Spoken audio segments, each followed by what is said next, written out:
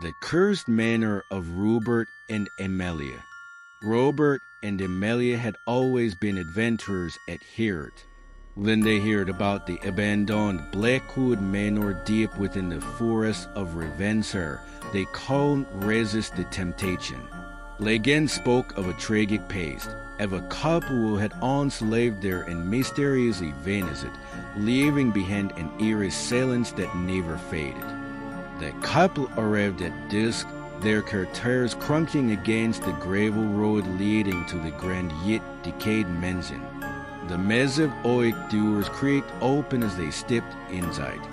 Discs swirled in the dim light of their flashlights, revealing cobweb chandeliers, cracked mirrors, and furniture draped in wet sheets like forgotten ghosts.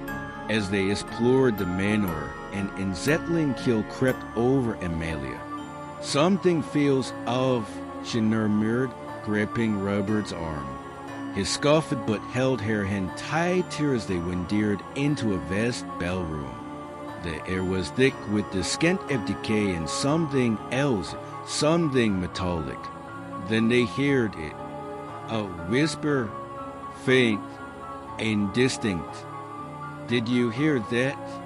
Amelia's voice trembled. Robert nodded. The whisper grew louder, forming words, "Live now before it sees you." A gust of wind slammed the ballroom doors shut. Their flashlight beams flickered as an unnatural darkness enveloped them. From the grand staircase, footsteps echoed, slow, deliberate. Robert swallowed hard, pulling Amelia behind him. "Hello," his voice wavered. No answer, only the creaking of the wooden steps. Then a figure emerged. At first it seemed human, a tall man in tattered formal wear. But as the light colored its face, Amelia let out a strangled scream. Its eyes were hollow voids, its mouth stretched into a grotesque grin. The thing tilted its head, observing them with unnatural curiosity. "You're not supposed to be here," it whispered, voice layered with others, men, women, children, all speaking in unison. Robert yanked Amelia's hand, but the doors won't budge. The thing moved closer, gliding instead of walking.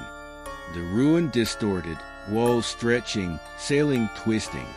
Shadows bled from the corners, reaching for them. Amelia's breath hatched as cold fingers wrapped around her wrist. Robert turned just in time to see a second entity, a woman, her face a decayed mirror of the man's. She grinned, revealing blackened teeth, and whispered, "Stay with us forever," with a desperate cry. Robert hurled a care at the figures.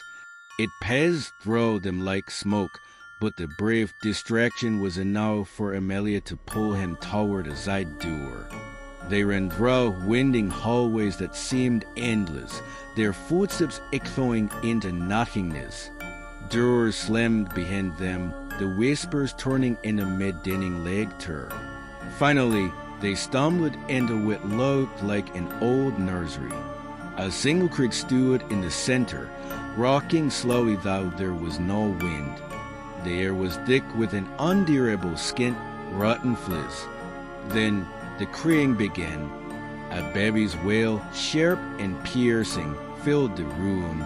Amelia clutched at her ears as the walls warped again, revealing skeletal hands pressing against the peeling wallpaper. The crib rocked violently. Robert, against every rational instinct, stepped forward. He peered inside and recoiled. The baby was nothing but a bundle of decayed limbs, its empty eye sockets fixated on him. A hand grabbed his shoulder. He spun around, but Amelia was gone. In her place stood the decayed woman, her gaping mouth opening wider than any human sound. "You shouldn't have come," she rasped before sinking her clawed fingers into his chest. Pain erupted through Robert as Amelia's scream echoed through the manor. Then silence